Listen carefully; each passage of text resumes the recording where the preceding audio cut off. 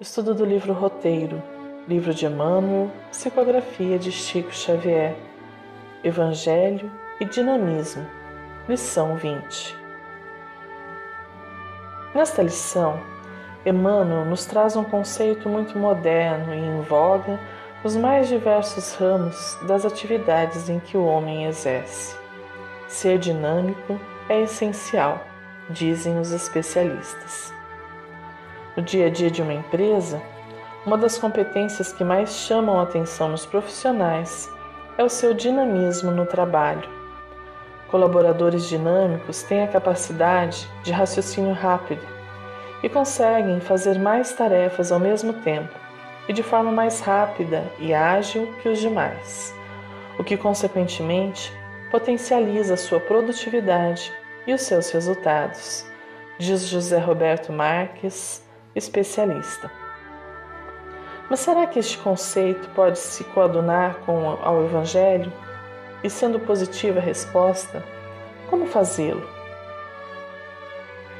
Primeiramente, delimitemos o tema socorrendo-nos do exato significado da palavra, como nos informa o dicionário online. Conjunto das forças que movem, animam o ser. Característica daquele ou daquilo que é enérgico, ativo, diligência, energia, vitalidade. Enérgico, ativo, cheio de vitalidade. Somos assim em nossa vida religiosa, em nosso dia a dia, na família, com os amigos, no trabalho e em todos os lugares onde temos a oportunidade de vivenciar o Evangelho de Jesus. É preciso compreender melhor o alcance de ser uma pessoa dinâmica diante do Evangelho e quando atuamos na sua seara. A lição nos trará importantes considerações, principalmente porque está pautada nos exemplos deixados por nosso modelo e guia, Jesus. Iniciemos a lição do livro Roteiro. Desde os primórdios da organização religiosa no mundo, há quem estime a vida contemplativa absoluta por introdução imprescindível às alegrias celestiais. Cristalizado em semelhante atitude, o crente demanda lugares ermos como se a solidão fosse sinônimo de santidade. Poderá, contudo, o diamante fulgurar no mostruário da beleza, fugindo ao lapidário que lhe apura o valor? Com o Cristo, não vemos a ideia de repouso improdutivo como preparação do céu. Não foge o mestre ao contato com a luta comum. Somos pedra bruta, que necessita ser lapidada, e isto não se dará com atitudes contemplativas. Ficar olhando uma pedra não irá mudá-la. É preciso trabalho, ferramenta, ação. Eis o exemplo, eis a vida. É certo que neste mundo acelerado, precisamos de refazimento e tempo para refletir. Porém, não devemos acreditar que estes momentos definem a nossa vida religiosa. Eles são apenas parte dela, uma pequena parte, em que buscamos compreender os ensinamentos do Cristo, para então levá-los ao nosso dia a dia, ao nosso labor diário. De nada adianta frequentar reuniões, seminários, congressos, se não houver ao menos uma pequena centelha que se acenda em nossas vidas e nos motive ao melhor agir. Podemos aplaudir o palestrante, podemos sentir o conhecimento enriquecido através das palavras proferidas. Porém, se não assumirmos nova atitude, estaremos ainda neste primeiro estágio que Emmanuel nos traz na lição. Há quem estime a vida contemplativa absoluta por introdução imprescindível às alegrias celestiais.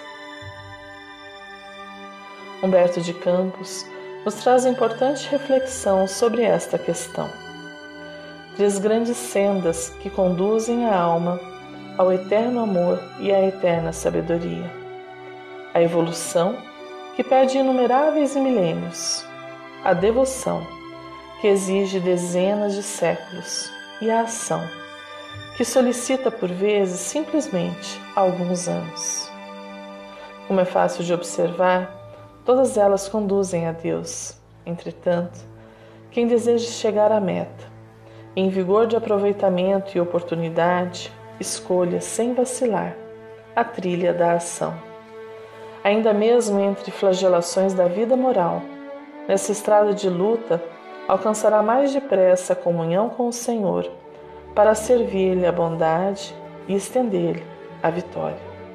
Lição: as 3 sendas do livro Irmãos Unidos. Vejamos mais um trecho da lição. A boa nova em seu coração, em seu verbo e em seus braços é essencialmente dinâmica. Esta cadência apresentada por Emmanuel, coração, verbo e braços, lembra-nos do mandamento maior que consta no Evangelho de Lucas, capítulo 10, versículo 27. Amarás ao Senhor teu Deus de todo o teu coração, de toda a tua alma, de todas as tuas forças e de todo o teu entendimento, e ao teu próximo como a ti mesmo. Jesus amava a Deus acima de todas as coisas. Nisto reside o seu dinamismo, a sua força atrativa que move a terra e trabalha para que ela se torne um mundo regenerado. E para que também nós alcancemos uma maior efetividade em nossas boas intenções, precisamos desta premissa em nossas vidas, uma vez que, amando a Deus acima de tudo, estaremos também amando mais a nós mesmos e a todos que nos cercam. Entretanto, perguntarás: como amarei a Deus, que se encontra longe de mim?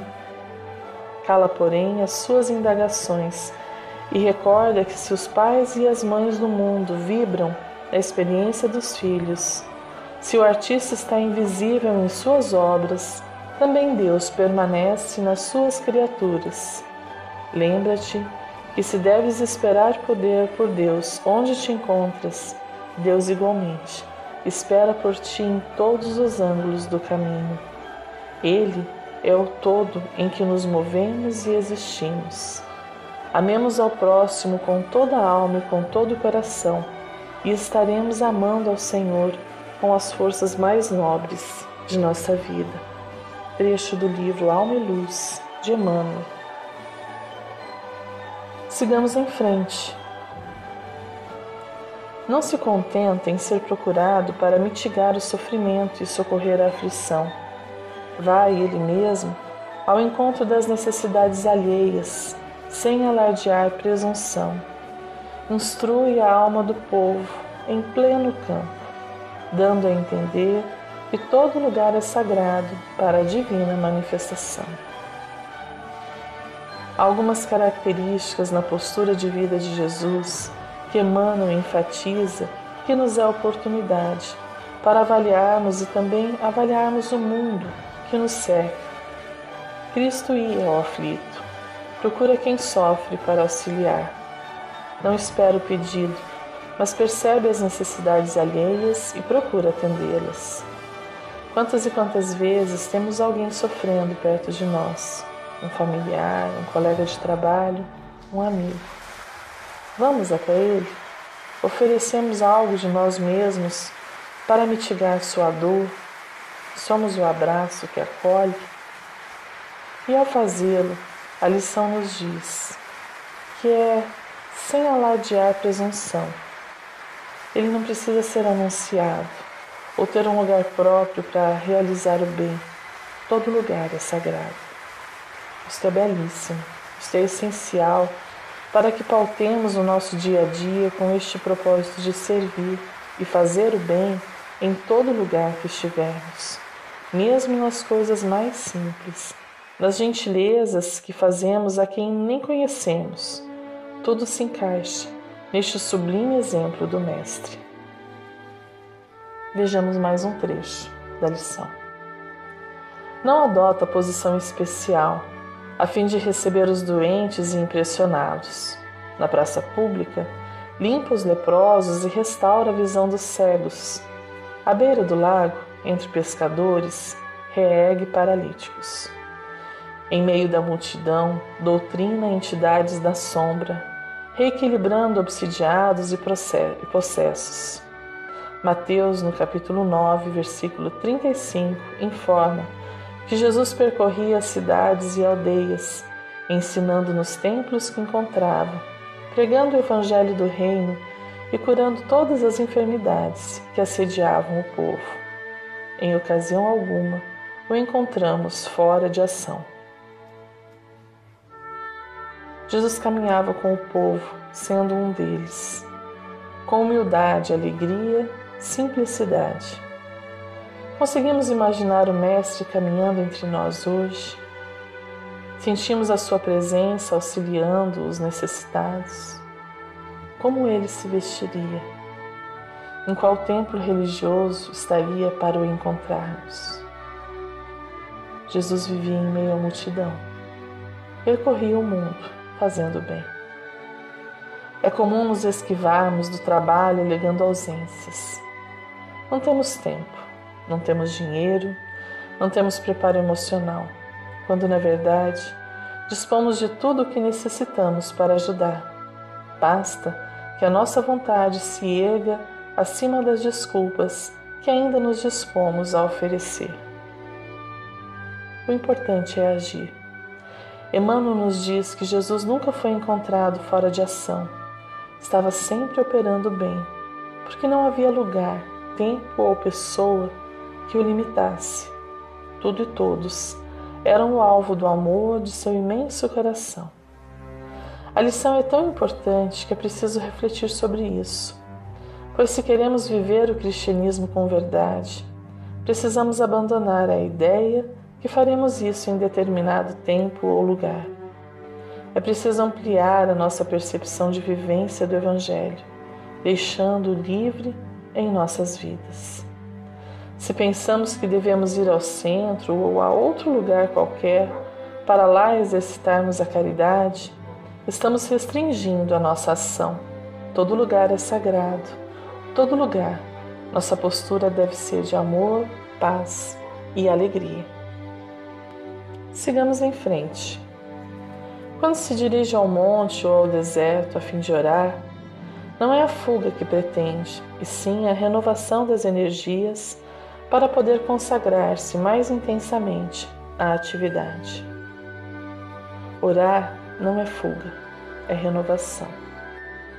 Quando vamos a um lugar de prece e estudo, como nos sentimos? Renovados ou exauridos?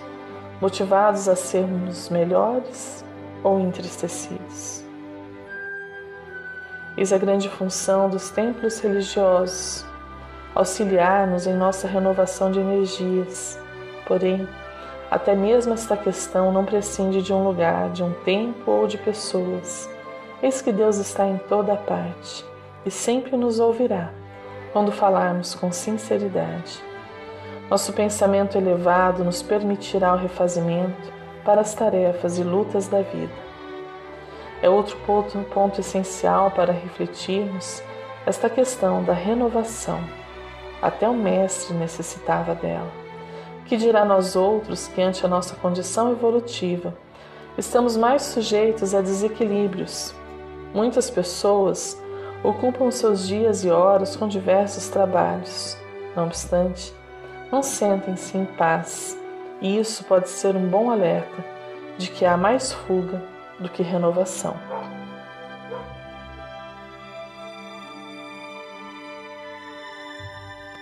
Vejamos mais um trecho. Certamente, para exaltar os méritos do reino de Deus, não se revela pregoeiro barato da rua, mas afirma-se invariavelmente pronto a servir.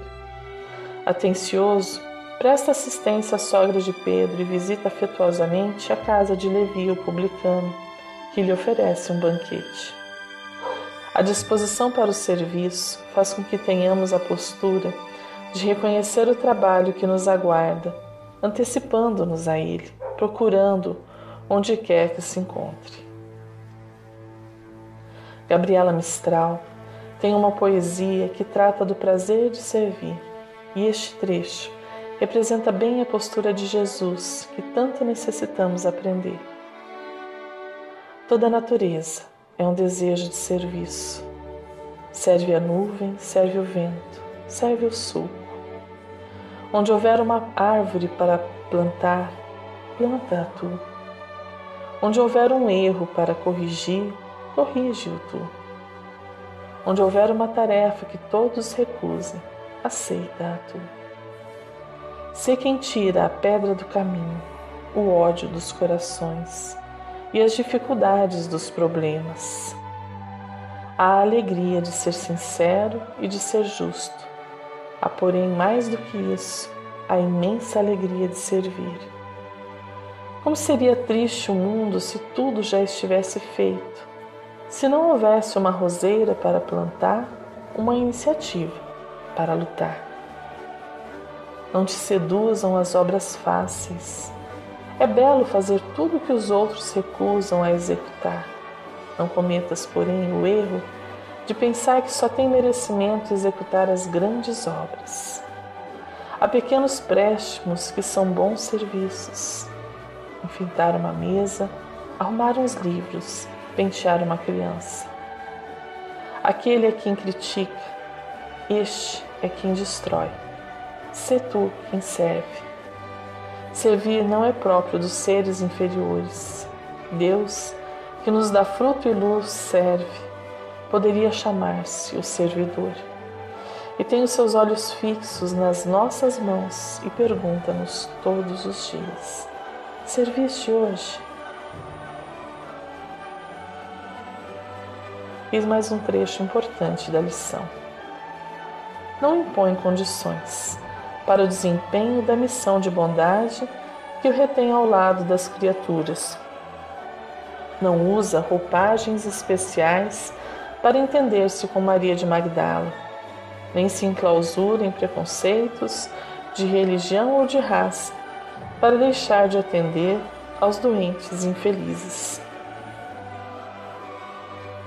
Eis duas diretrizes do que não se deve fazer, não obstante ser prática comum em 2 lugares. Ajuda incondicional, postura de simplicidade, de jamais causar qualquer tipo de desconforto ou desajuste com o outro. Nossas roupas, nossa apresentação diante de todos não deve causar nenhum tipo de constrangimento. Não precisamos de vestes especiais para praticar o bem. O branco, tão comum e utilizado por trabalhos em diversas casas espíritas, não nos torna mais limpos, mas o coração sincero nos permite abraçarmos a quem necessita de amparo. O livro Pão Nosso traz uma reflexão sobre o tema: que despertas? De sorte que transportavam os enfermos para as ruas e os punham em leitos e em camilhas, para que ao menos a sombra de Pedro, quando este passasse, cobrisse alguns deles. Atos capítulo 5, versículo 15. O conquistador de glórias sanguinolentas espalha terror e ruínas por onde passa. O político astucioso semeia a desconfiança e a dúvida. O juiz parcial acorda o medo destrutivo. O revoltado espalha nuvens de veneno sutil. O maledicente injeta disposições malignas nos ouvintes, provocando o verbo desvairado. O caluniador estende fios de treva na senda que trilha. O preguiçoso adormece as energias daqueles que encontra, inoculando-lhes fluidos entorpecentes. O mentiroso deixa perturbação e insegurança ao redor dos próprios passos. O galhofeiro, com a simples presença, inspira e encoraja histórias hilariantes. Todos nós, através dos pensamentos, das palavras e dos atos, criamos a atmosfera particular que nos identifica aos olhos alheios. A sombra de Simão Pedro, que aceitara o Cristo e a ele se consagrara, era disputada pelos sofredores e doentes, que encontravam nela esperança e alívio, reconforto e alegria. Examina os assuntos e as atitudes que a tua presença desperta nos outros. Com atenção, descobrirás a qualidade de tua sombra, e se te encontras interessado em aquisição de valores iluminativos com Jesus, será fácil descobrires as próprias deficiências e corrigi-las. Sigamos em frente. Seja onde for, sem subestimar os valores do céu, ajuda, esclarece, ampara e salva. Com o Evangelho, institui-se entre os homens o culto da verdadeira fraternidade. O poder divino não permanece encerrado na simbologia dos templos de pedra. Liberta-se. Volta-se para a esfera pública. Marcha ao encontro da necessidade e da ignorância, da dor e da miséria. Abraça os desventurados e levanta os caídos. Não mais a tirania de Baal, nem o favoritismo de Júpiter, mas Deus, o Pai, que através de Jesus Cristo inicia na terra o serviço da fé renovadora e dinâmica, que sendo êxtase e confiança, é também compreensão e caridade para a ascensão do espírito humano à luz universal. Há uma frase que corre às redes sociais que nos auxilia a compreender a mensagem desta lição. Floresça onde está plantado. Simples assim. Cada um tem a sua tarefa diante da vida, e as tarefas são muitas. Colocar-se a caminho, buscando novas formas de praticar o bem e divulgar o Evangelho do Cristo, permite-nos este florescimento que a frase nos oferece. Trabalhemos com zelo e amor em todas as tarefas, sabedores de que se formos fiéis no pouco, também o seremos no muito, como nos ensina a parábola dos talentos, do Evangelho de Mateus, capítulo 25. Citamos um trecho. Respondeu-lhe o Senhor: muito bem, servo bom e fiel. Foste fiel no pouco, muito confiarei em tuas mãos para administrar. Entra e participa da alegria do teu Senhor. Não nos deixemos limitar por nossas imperfeições. Recordemos dos exemplos dos que já passaram pela vida, enfrentando lutas muito maiores que as nossas e não se esquivaram de suas tarefas. Recordemos de Helen Keller, que foi uma escritora e ativista social norte-americana. Cega e surda, formou-se em filosofia e lutou em defesa dos direitos sociais, em defesa das mulheres e das pessoas com deficiência. Foi a primeira pessoa cega e surda a entrar em uma instituição de ensino superior. Conta-nos a sua biografia, que ela buscava auxiliar na limpeza da casa, nas tarefas cotidianas. Tinha sede de ser útil. Mesmo privada dos sentidos como a visão e a audição, nas pequenas tarefas ela se esmerava, fazia com zelo, buscava o serviço. Isso tornou-se tão forte em seu ser que grandes tarefas lhe foram confiadas. Ela fez bom uso de seus talentos. Jesus nos auxilia, também nós, identificarmos as nossas melhores qualidades e nos capacite a colocá-las a serviço do bem. A seara, amigos, é imensa. Um fraterno abraço e até o próximo estudo.